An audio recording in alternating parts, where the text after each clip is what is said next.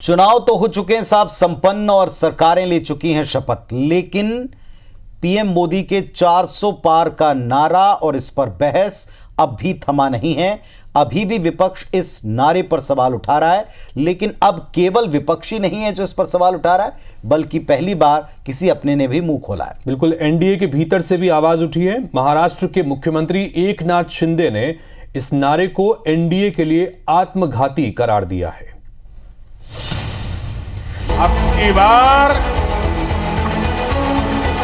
बार BJP के बड़े बड़े नेता कहते हैं अगर वो चुनाव जीतेंगे तो इस किताब को वो फाड़ के फेंक देंगे।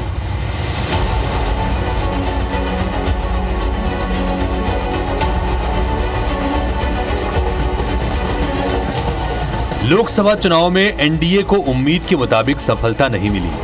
लक्ष्य 400 पार का था, लेकिन सीटें सिर्फ 293 ही मिली। बीजेपी की सीटें भी 303 से घटकर 240 पर सिमट गई। पीएम मोदी के 400 पार के नारे को शुरू से ही अति महत्वाकांक्षी बताया जा रहा है। जब नतीजे आए तो ये बात सच साबित होती दिखी।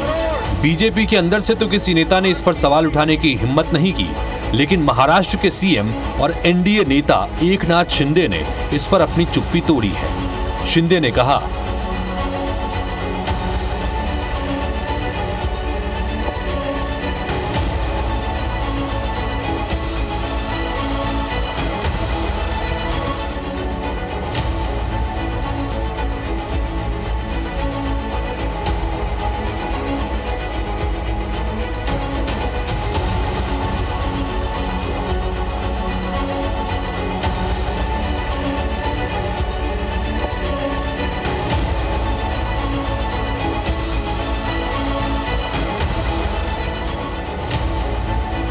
मुंबई में कृषि लागत और मूल्य आयोग की बैठक में शिंदे ने इस नारे पर बयान दिया तो कांग्रेस नेता सलमान खुर्शीद ने निशाना साधा।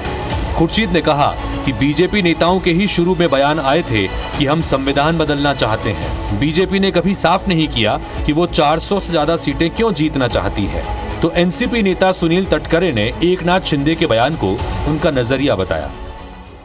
Not us, but their own party people, their own party candidates, and their own party leaders who said that we want to change the constitution. I think the explanation should be on their part to tell us why they wanted to change the constitution. मुख्यमंत्री जी एक बहुत season politician है, राज्य के मुख्यमंत्री रह गए हैं। जितनी जगह शिवसेना के चिन्ह पर उन्होंने लड़ाई, उसमें से 7 जगह उन्होंने चुन के लाई है, तो उनका एक्सपीरियंस, उनका अनुभव बहुत ज्यादा है।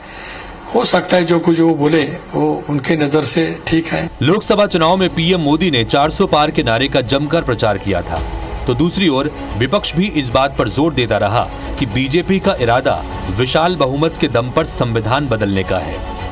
बहरहाल लोकसभा चुनाव में महाराष्ट्र की 48 लोकसभा सीटों में से एनडीए को भारी नुकसान हुआ। उसे सिर्फ 17 सीटें मिली। इसमें बीजेपी की 9 और एकनाथ शिंदे की शिवसेना को सिर्फ 7 सीटें मिली। वहीं एक सीट अजीत पवार की एनसीपी ने जीती, जबकि इंडिया ब्लॉक ने राज्य में 30 सीटें जीती। साफ है कि इस करारी शिकस्त से एकनाथ शिंदे आहत हैं। इसी साल के आखिर में महाराष्ट्र में विधानसभा चुनाव है। उनके बयान में इस बात की झलक साफ नजर आ रही है। Election desk, IBC 24।